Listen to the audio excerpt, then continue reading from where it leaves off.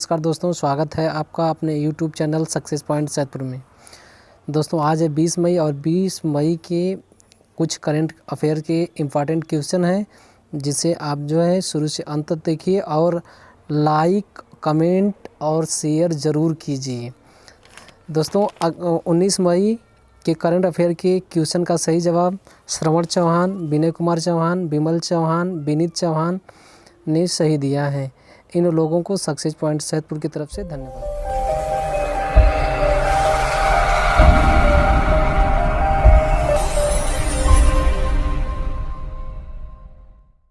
तो आज का पहला प्रश्न स्टार्ट करते हैं। आज का पहला प्रश्न है, किसने जापान के soft bank group corporation board से इस्तीफा दे दिया है? इस प्रश्न के 4 विकल्प हैं। पहला जैक मा, दूसरा है लुविनिया, तीसरा है कायलन और चौथा है जैकी। तो इसमें आपका जो पहला विकल्प है जैक मा वह सही है। तो इनके बारे में जान लेते हैं थोड़ा सा। जैक मा स्थित सॉफ्ट बैंक टोक्यो स्थित सॉफ्ट बैंक के वित्तीय प्रणाली को जारी करने से पहले ही इस्तीफा दे दिए हैं। ये वर्ष 2019 में अलीबाबा ग्रुप के चेयरमैन के पद से रिटायर हुए थे। इनका जन्म 2 सितंबर 1964 को चीन में हुआ था। आज का दूसरा प्रश्न है, किस राज्य ने राजीव गांधी किसान न्याय योजना शुरू की है? इस प्रश्न के 4 विकल्प हैं। पहला उत्तर प्रदेश, दूसरा छत्तीसगढ़, तीसरा दिल्ली और चौथा महाराष्ट्र। तो इसमें आपका जो दूसरा विकल्प है छत्तीसगढ़ वह सही है।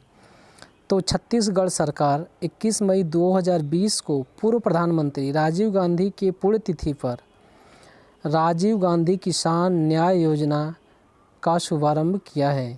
इस योजना के अंतर्गत धान, मक्का, गन्ना यानी कि रबी की फसल की बुआई के लिए प्रति एकड़ 10,000 रुपये किसानों को अनुदान राशि दी जाएगी।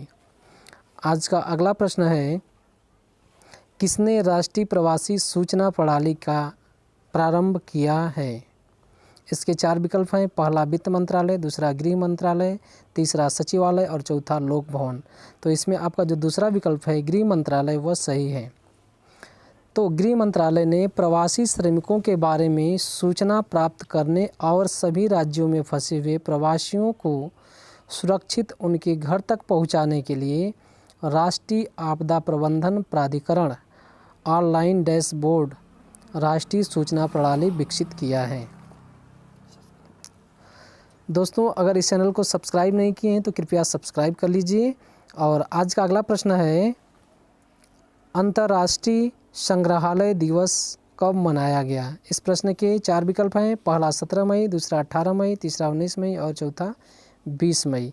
तो आपका जो दूसरा विकल्प है 18 मई वह सही है। तो अंतर्राष्ट्रीय संग्रहालय दिवस हर वर्ष 18 मई को मनाया जाता है और यह सर्वप्रथम 1983 ईस्वी में मनाया गया, जिसका मूल उद्देश्य जन सामान्य को संग्रहालयों के प्रति जागरूकता तथा उनके कार्यकलापों के बारे में जन जागृति फैलाना होता है। इसका अगला प्रश्न है, किस राज्य ने चरण पादुका पहल की शुरुआत की है? इस प्रश्न के 4 विकल्प हैं। पहला उत्तर प्रदेश, दूसरा बिहार, तीसरा मध्य प्रदेश और चौथा केरल। तो इसमें आपका जो तीसरा विकल्प है मध्य प्रदेश वह सही है। मध्य प्रदेश सरकार ने अपने राज्य में आने वाले प्रवासियों को मुफ्त में जूता चप्पल बांटने के लिए चरण पादुका अभियान शुरू किया है। अगला प्रश्न है, बेंजामिन नेतन्याहू किस देश के 5वीं बार प्रधानमंत्री बने हैं? इसके 4 विकल्प हैं। पहला है ईरान, दूसरा है इजराइल, तीसरा है अफ़गानिस्तान, चौथा है दक्षिण अफ्रीका। तो इसमें आपका जो दूसरा विकल्प है इजराइल वह सही है।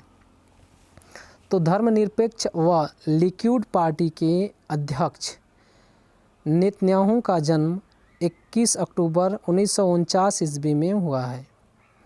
ये इजराइल के 5वीं बार प्रधानमंत्री के रूप में चुने गए हैं और इजराइल की राजधानी यरूशलेम है। अगला प्रश्न है, आरोग्य सेतु ऐप के डाटा को कितने दिन तक सुरक्षित रखा जा सकता है? इसके 4 विकल्प हैं। पहला 150 दिन, दूसरा 180 दिन, तीसरा 200 दिन और चौथा 365 दिन। तो इसमें आपका जो दूसरा विकल्प है 180 दिन वह सही है।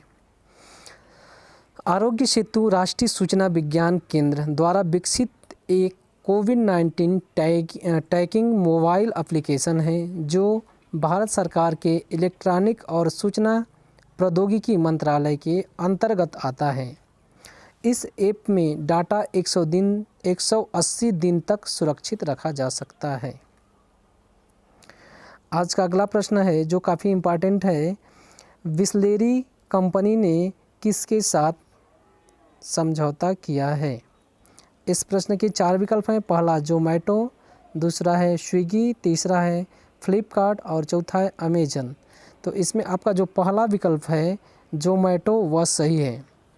तो जान लेते हैं बिसलेरी के बारे में। बिसलेरी भारत में बोतल बंद पानी का एक ब्रांड है जो भारत में बिकने वाले पेयजल में बिसलेरी का 60% हिस्सा है और इसकी स्थापना 1965 ईस्वी में तथा इसका मुख्यालय मुंबई में है। बिसलेरी कंपनी ने जोमेटो कंपनी का अधिग्रहण की है। अगला प्रश्न है भारत ने नेपाल देश को कितनी कोविड-19 किट दिया है? इसके 4 विकल्प हैं। पहला 20,000 किट और दूसरा है 30,000 किट और चौथा है तीसरा 40,000 और चौथा है 50,000 किट।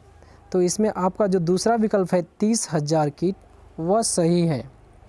भारत ने कोविड-19 जैसे महामारी की जांच के लिए नेपाल देश को 30,000 कोविड-19 किट प्रदान किया है। आज का अगला प्रश्न है कृषि व्यवस्था को मजबूत करने के लिए उड़ीसा सरकार ने कितने अध्यादेश लाने का फैसला किया है? इस प्रश्न के 4 विकल्प हैं। प्रश्न एक बार फिर से दोहरा दें। कृषि व्यवस्था को मजबूत करने के लिए उड़ीसा सरकार ने कितने अध्यादेश लाने का फैसला किया है? इसके 4 विकल्प हैं। पहला है 3, दूसरा है 5, तीसरा है 7 और चौथा है 10। तो इसमें आपका जो पहला विकल्प 3 है वह सही है। उड़ीसा सरकार ने कृषि अर्थव्यवस्था को मजबूत बनाने के लिए 3 अध्यादेश लाए हैं और यहाँ के मुख्यमंत्री नवीन पटनायक हैं और यहाँ की राजधानी भुवनेश्वर है। तो दोस्तों इस प्रकार से आज का करंट अफेयर का क्वेश्चन समाप्त हुआ। जैसा कि आप लोग जानते हैं कि इसके लास्ट में एक प्रश्न पूछा जाता है जिसका उत्तर आपको कमेंट के माध्यम से देना है। तो आज का प्रश्न है बिसलेरी कंपनी की स्थापना कब और कहाँ हुई है? प्रश्न एक बार फिर से दोहरा दे रहे हैं। बिसलेरी कंपनी की स्थापना कब और कहाँ हुई है? दोस्तों अगर आपको वीडियो पसंद आई हो तो कृपया इस चैनल को सब्सक्राइब करें तथा वीडियो को लाइक, शेयर, कमेंट और सब्सक्राइब ज़रूर करें।